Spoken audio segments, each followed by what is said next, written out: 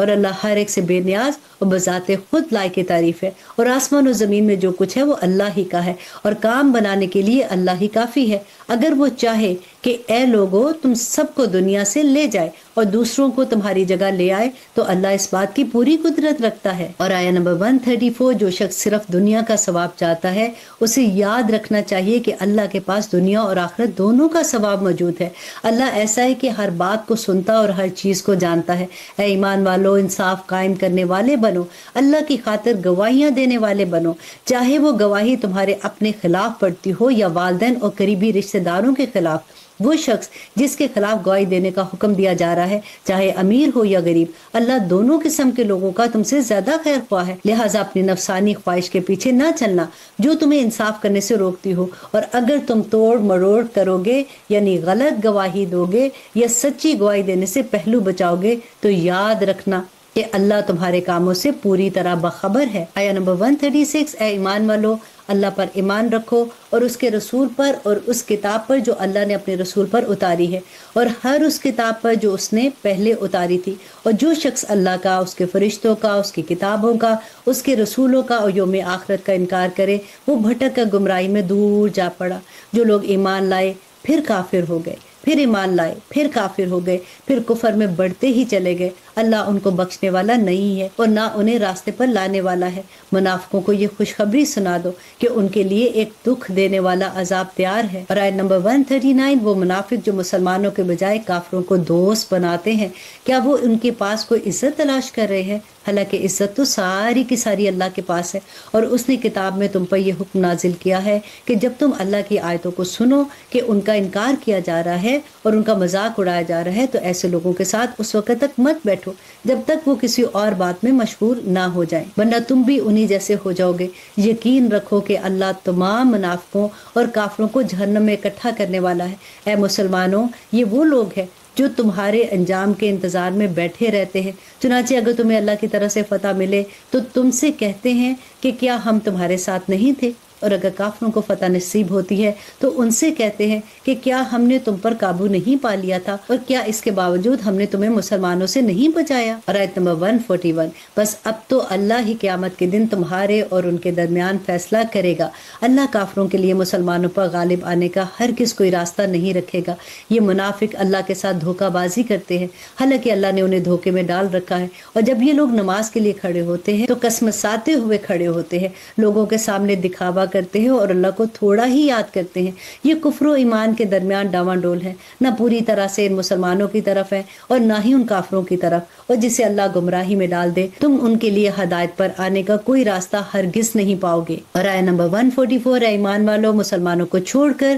کافروں کو دوست مت بناؤ۔ کیا تم یہ چاہتے ہو کہ اللہ کے پاس اپنے خلاف یعنی اپنے مستحق عذاب ہونے کی ایک کھلی وجہ پیدا کر دو؟ یقین جانو کہ منافقین جہنم کے سب سے نچلے درجے میں ہوں گے اور ان کے لیے تم کوئی مددگار نہیں پاؤ گے۔ البتہ جو لوگ توبہ کر لیں، اپنی اصلاح کر لیں، اللہ کا سہارا مضبوطی سے تھام لیں اور اپنے دین کو خالص اللہ کے لیے بنا لیں تو ایسے لوگ مومنوں کے ساتھ شامل ہو جائیں گے، اور اللہ مومنوں کو ضرور اجر عظیم عطا کرے گا۔ اور تم شکر گزار بنو اور صحیح معنوں میں ایمان لے آؤ تو اللہ تمہیں عذاب دے کر آخر کیا کرے گا؟ اللہ تو بڑا قدردان ہے اور سب کے حالات کا پوری طرح علم رکھتا ہے۔ اللہ اس بات کو پسند نہیں کرتا کہ کسی کی برائی اعلانیہ زبان پر لائی جائے، الا یہ کہ کسی پر ظلم ہوا ہو، اور اللہ سب کچھ سنتا اور ہر بات جانتا ہے۔ اور آیت نمبر 149، اگر تم کوئی نیک کام اعلانیہ کرو یا خفیہ طور پر کرو یا کسی برائی کو معاف کر دو تو بہتر ہے، کیونکہ اللہ بہت معاف کرنے والا ہے،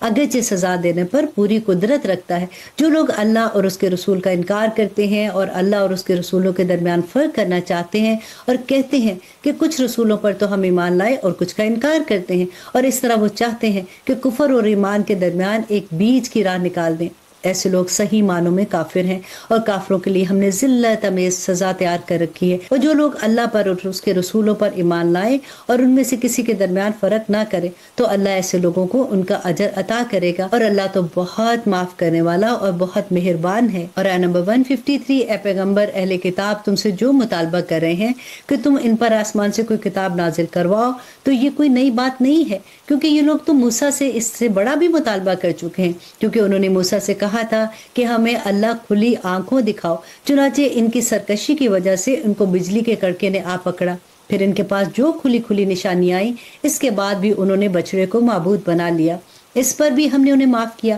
اور ہم نے موسیٰ کو واضح اقتدار عطا کیا، اور ہم نے کوہ طور کو ان پر بلند کر کے ان سے عہد لیا تھا، اور ہم نے ان سے کہا تھا کہ شہر کے دروازے میں جھکے ہوئے سروں کے ساتھ داخل ہونا، اور ان سے کہا تھا کہ ہفتے کے دن کے بارے میں حد سے نہ گزرنا، اور ہم نے ان سے بہت پکا وعدہ لیا تھا۔ پر ان کے ساتھ جو کچھ ہوا وہ اس لیے کہ انہوں نے اپنا عہد توڑا تھا، اللہ کی آیتوں سے انکار کیا تھا، اور ناحق نبیوں کو قتل کیا۔ یہ کہا کہ ہمارے دلوں پر تو غلاف چڑھے ہوئے ہیں، حالانکہ حقیقت یہ ہے کہ ان کے کفر کی وجہ سے اللہ نے ان کے دلوں پر مہر لگا دی، اسی لیے تو وہ تھوڑی سی باتوں کے سوا کسی بات پر ایمان نہیں لاتے ہیں۔ اور آیت نمبر 156، اور اس لیے کہ انہوں نے کفر کا راستہ اختیار کیا اور مریم پر بڑے بھاری بہتان کی بات کہی، اور یہ کہا کہ ہم نے اللہ کے رسول مسیح عیسیٰ ابن مریم کو قتل کر دیا تھا، حالانکہ نہ تو انہوں نے عیسیٰ علیہ السلام کو قتل کیا تھا، نہ انہیں سولی پر چڑھایا، بلکہ انہیں تو شک ہو گیا تھا۔ آیت نمبر 157، اور حقیقت یہ ہے کہ جن لوگوں نے اس بارے میں اختلاف کیا ہے وہ اس سلسلے میں شک کا شکار ہے،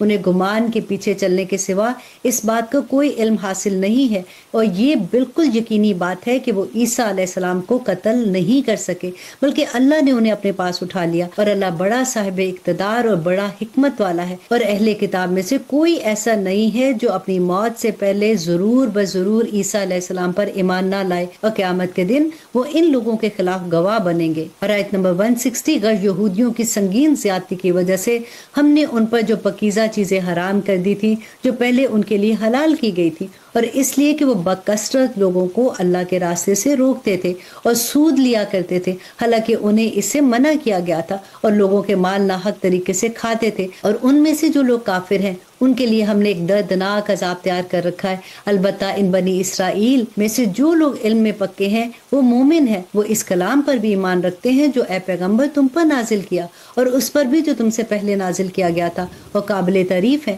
وہ لوگ جو نماز قائم کرنے والے ہیں، زکوٰۃ دینے والے ہیں، اور اللہ اور یوم آخرت پر ایمان رکھنے والے ہیں، یہ وہ لوگ ہیں جنہیں ہم اجر عظیم عطا کریں گے۔ اور آیت نمبر 163، اے پیغمبر ہم نے تمہارے پاس اس طرح وحی بھیجی ہے جیسے نوح اور اس کے بعد دوسرے نبیوں کے پاس بھیجی تھی، اور ہم نے ابراہیم، اسماعیل، اسحاق، یعقوب اور ان کی اولاد کے پاس، اور عیسیٰ، ایوب، یونس، ہارون اور سلیمان کے پاس بھی وحی بھیجی تھی، اور ہم نے داؤد علیہ السلام کو زبور عطا کی تھی، اور بہت سے رسول ہیں جن کے واقعات ہم نے پہلے تمہیں سنائے ہیں، اور بہت سے رسول ایسے ہیں کہ ہم نے ان کے واقعات تمہیں نہیں سنائے، اور موسیٰ سے تو اللہ نے براہ راست کلام کیا۔ یہ سب رسول وہ ہیں جو ثواب کی خوشخبری سنانے اور دوزخ سے ڈرانے والے بنا کر بھیجے گئے تھے، تاکہ ان رسولوں کے آ جانے کے بعد لوگوں کے پاس اللہ کے سامنے کوئی عذر باقی نہ رہے۔ اور اللہ کا اقتدار بھی کامل ہے، حکمت بھی کامل ہے، یہ کافر لوگ مانے یا نہ مانے، لیکن اللہ نے جو کچھ تم پر نازل کیا ہے اس کے بارے میں وہ خود گواہی دیتا ہے کہ اس نے اسے اپنے علم سے نازل کیا،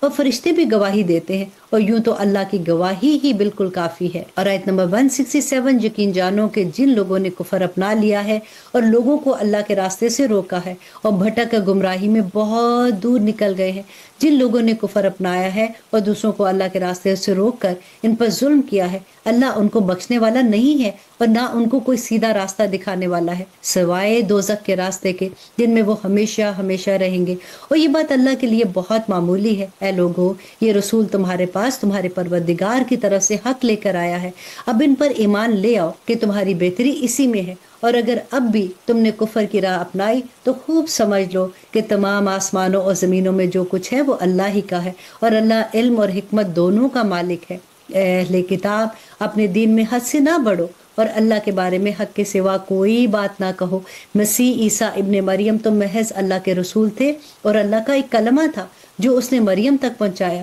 اور یہ ایک روح تھی جو اس کی طرف سے پیدا ہوئی ہے۔ اور آیت نمبر 171، لہٰذا اللہ اور اس کے رسول پر ایمان لاؤ اور یہ مت کہو کہ خدا تین ہے، اس بات سے باز آ جاؤ کہ اسی میں تمہاری بہتری ہے۔ اللہ تو ایک معبود ہے، وہ اس بات سے بالکل پاک ہے کہ اس کا کوئی بیٹا ہے۔ آسمان اور زمین میں جو کچھ ہے سب اسی کا ہے، اور سب کی دیکھ بھال کے لیے اللہ کافی ہے۔ مسیح کبھی اس بات کو آر نہیں سمجھ سکتے کہ وہ اللہ کے بندے ہیں، اور نامقرر فرشتے اس میں کوئی آر سمجھتے ہیں، اور جو شخص اپنے پروردگار परवरदिगार की बंदगी में आर समझे और तकब्बर का मुजाहरा करे तो वो अच्छी तरह समझ ले कि अल्लाह इन सब को अपने पास जमा करेगा। फिर जो लोग ईमान लाए होंगे और उन्होंने नेक अमल किए होंगे, इनको इनका पूरा पूरा सवाब मिलेगा और अपने फजल से अल्लाह सुब्हानहू तआला उसको और ज्यादा कर देगा। आया नंबर 173, रहे वो लोग जिन्होंने बंदगी को आर समझा होगा और तकब्बर का मुजाहरा किया होगा तो उनके लिए दर्दनाक अजाब होगा और उनको अल्लाह के सिवा अपना कोई रखवाला और मददगार नहीं मिलेगा।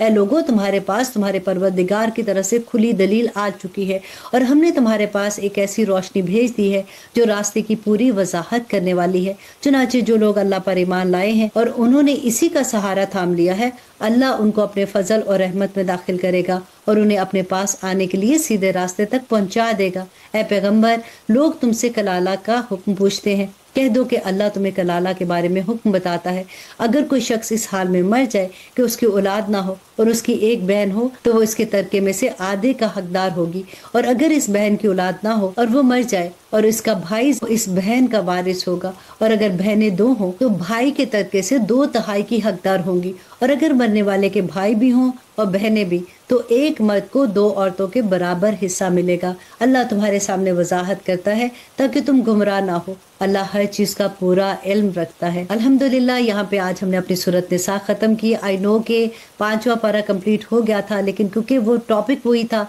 तो मैंने सोचा कि आज पूरी सूरत निसा हम कंप्लीट कर लेते हैं। कल इंशाल्लाह जी 6ठे पारे में हम सूरत अल-माइदा से अपनी क्लास का आगाज करेंगे और देखेंगे कि इसमें अल्लाह सुब्हानहू तआला ने हमें क्या अहकामात दिए हैं। तब तक के लिए इजाजत दीजिए, रेस्ट देना मत भूलिएगा। इंशाल्लाह आप लोगों से मुलाकात रहेगी। कल मिलते हैं, इजाजत दीजिए। सुब्हान रब्बिका रब्बिल इज्जति अम्मा यसिफून व सलामुन अलल मुरसलीन वल्हम्दुलिल्लाहि रब्बिल आलमीन। अस्सलामु अलैकुम व रहमतुल्लाहि व बरकातुहू।